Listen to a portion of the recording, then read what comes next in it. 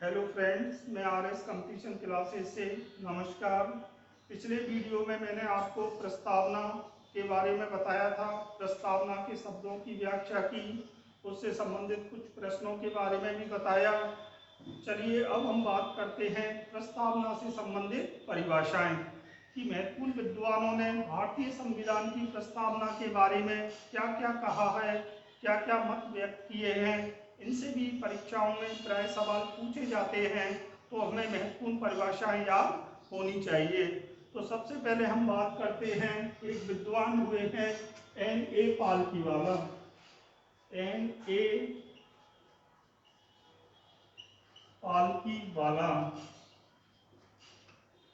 इन्होंने भारतीय संविधान की प्रस्तावना को संविधान का परिचय बताया है। तो इन्होंने प्रस्तावना को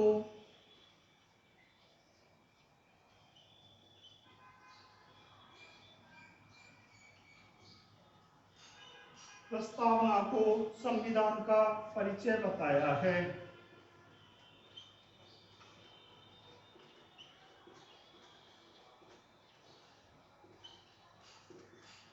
तो N.A. पालकीवाला, इन विद्वान ने भारतीय संविधान की प्रस्तावना को संविधान का परिचय बताया है। अगले विद्वान हुए हैं K.M. मुंशी अर्थात कन्हैयालाल मुंशी। इन्होंने भारतीय संविधान की प्रस्तावना को संविधान की राजनीतिक कुंडली कहा है। तो इन्होंने संविधान की प्रस्तावना को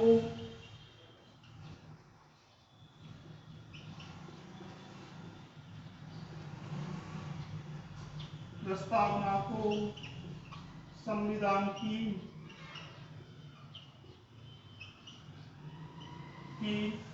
राजनीतिक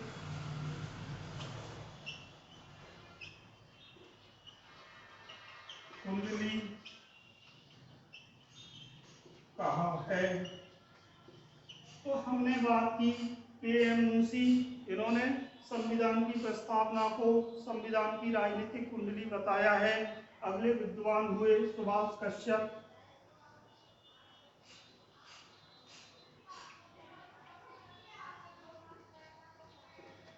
इन्होंने कहा है कि यदि शरीर है तो प्रस्तावना उसकी आत्मा है। तो सुभाष कश्यप ने कहा है, संविधान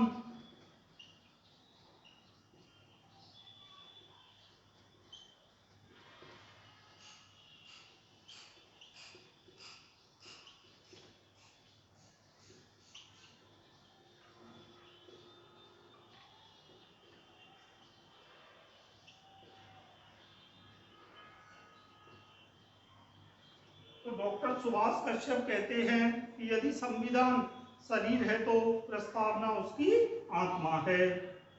अगले विद्वान हुए हैं ई वारकर।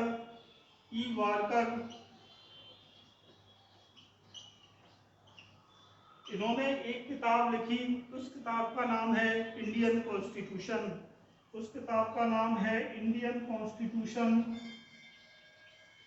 अर्थात भारतीय संविधान।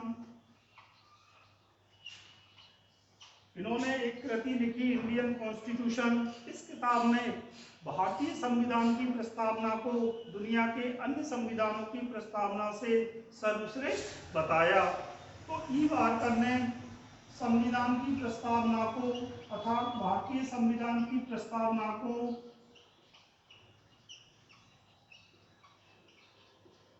दुनिया की सर्वश्रेष्ठ प्रस्तावना बताया।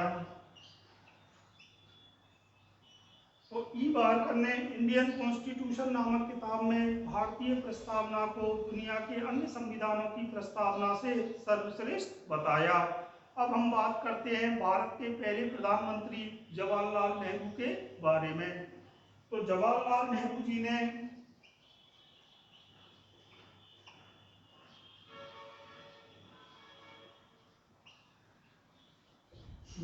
ने भारतीय संविधान की प्रस्तावना को संविधान की आत्मा बताया।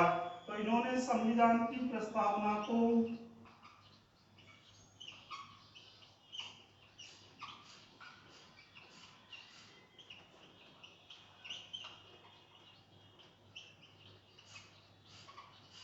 संविधान की आत्मा अर्थात सोल बताया। तो हमने बात की दुनिया के प्रमुख विद्वानों के बारे में जिन्होंने भारतीय संविधान के प्रस्तावना के बारे में कुछ महत्वपूर्ण परिभाषाएं दी, कुछ महत्वपूर्ण शब्द बोले। उन्हीं में N.A. पालकीवाला ने प्रस्तावना को संविधान का परिचय बताया। क्या बताया? Introduction. Preamble is the introduction of the constitution. फिर हम बात करते हैं K.M. मुंशी को, K.M. मुंशी की। तो इन्होंने संविधान की प्रस्तावना को संविधान की राजनीतिक कुंडली कहा। क्या कहा? राजनीतिक कुंडली। अगले विद्वान हुए सुभाष कश्यप। इन्होंने बड़ी प्यारी परिभाषा दी। इन्होंने कहा संविधान यदि शरीर है तो, संविधान यदि शरीर है तो प्रस्तावना उसकी आत्मा है। अगले विद्वान हुए ई वारकर। इन्होंने एक कृति लिखी इंडियन कॉन्स्टिट्यूशन। इस इंडियन कॉन्स्टिट्यूशन किताब में इन्होंने भारतीय संविधान की प्रस्तावना को दुनिया के अन्य देशों के संविधान की प्रस्तावना से सर्वश्रेष्ठ बताया। फिर हम बात करते हैं भारत के प्रथम पीएम पंडित जवाहरलाल नेहरू जी की। इन्होंने भारतीय संविधान की प्रस्तावना को संविधान की आत्मा बताया, सोल बताया। ये हमने बात की संविधान से संबंधित महत्वपूर्ण परिभाषाओं के बारे में। अब हम बात करते हैं संविधान की प्रस्तावना से संबंधित महत्वपूर्ण वाद विवादों के बारे में या न्यायिक निर्णयों के बारे में। तो सबसे पहले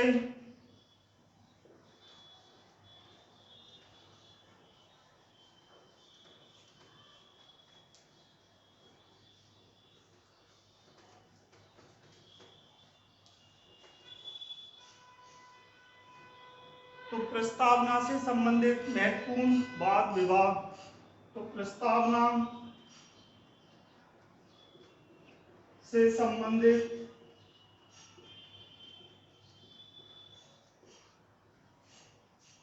वाद विवाद, वाद विवाद। तो हम बात करते हैं सबसे पहले सन 1960 में एक केस आया। 1960 में एक केस आया, बेरूवाड़ी केस।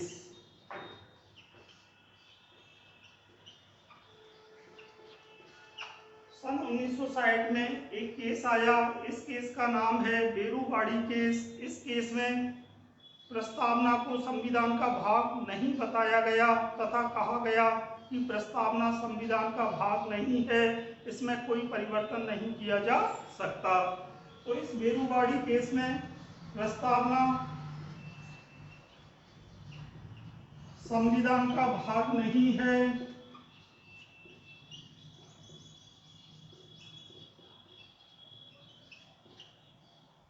संसद द्वारा या सरकार द्वारा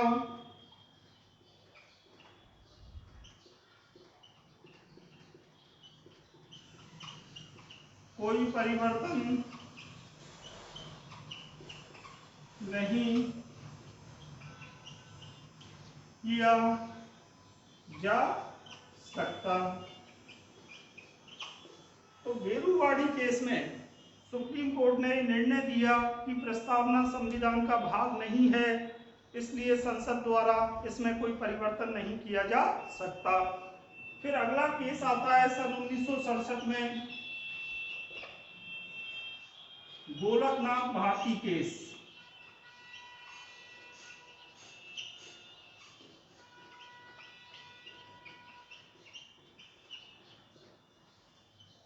इस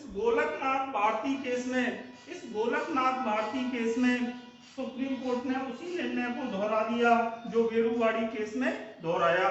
सुप्रीम कोर्ट ने कहा कि प्रस्तावना संविधान का भाग नहीं है, इसमें किसी भी प्रकार का संशोधन या परिवर्तन नहीं किया जा सकता। बाद में एक निर्णय आता है, उसके बारे में हम बात करते हैं।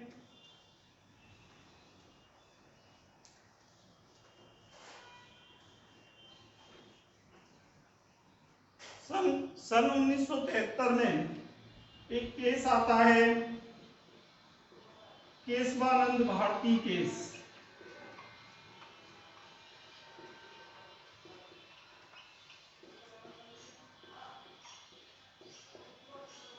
सन 1973 में एक केस आता है, केशवानंद भारती केस। इस केस में सुप्रीम कोर्ट ने निर्णय दिया कि प्रस्तावना संविधान का अभिन्न अंग है।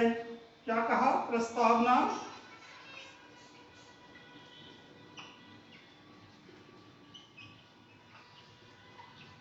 संविधान का अभिन्न अंग है।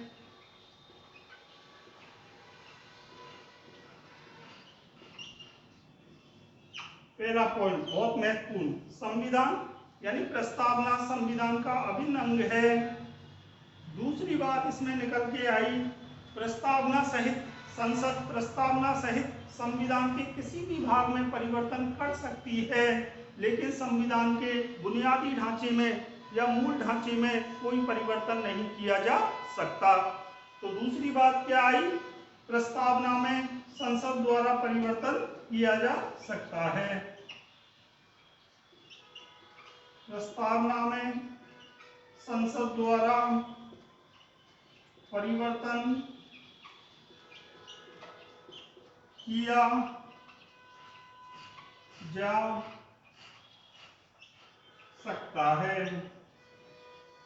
तो 1973 के केशवानंद भारती केस में दो बातें निकल के आई कि प्रस्तावना संविधान का अभिन्न अंग है, इसमें परिवर्तन किया जा सकता है, लेकिन न्यायाधीश SM सीकरी ने कहा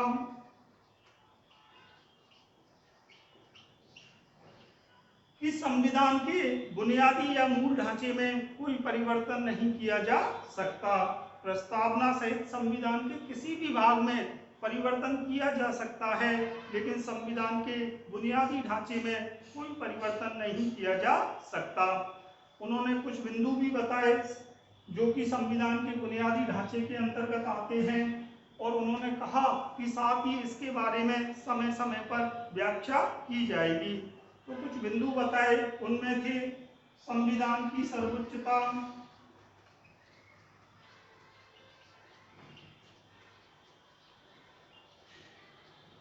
सुपीरियरिटी ऑफ द कॉन्स्टिट्यूशन। दूसरी बताई संसदीय व्यवस्था, पार्लियामेंट्री सिस्टम। तीसरी बताई गणतंत्रात्मक व्यवस्था, फेडरल सिस्टम।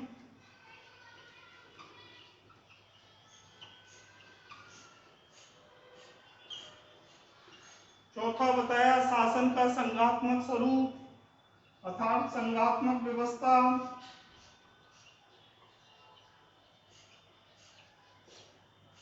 अगला बताया एकल नागरिकता।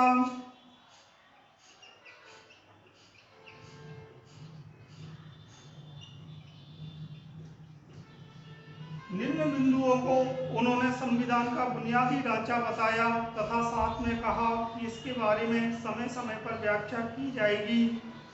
तो मैंने आपको प्रस्तावना के बारे में विस्तार से बताया, प्रस्तावना से संबंधित परिभाषाएं, उनसे संबंधित बात। अगले वीडियो में मैं संविधान के अनुच्छेद 1 और 2 के बारे में बताऊंगा। अगर आपको मेरा ये वीडियो पसंद आए तो प्लीज़ लाइक करें, शेयर करें, सब्सक्राइब करें, कमेंट करें, ज़्यादा से ज़्यादा लोगों को बताएं। धन्यवाद।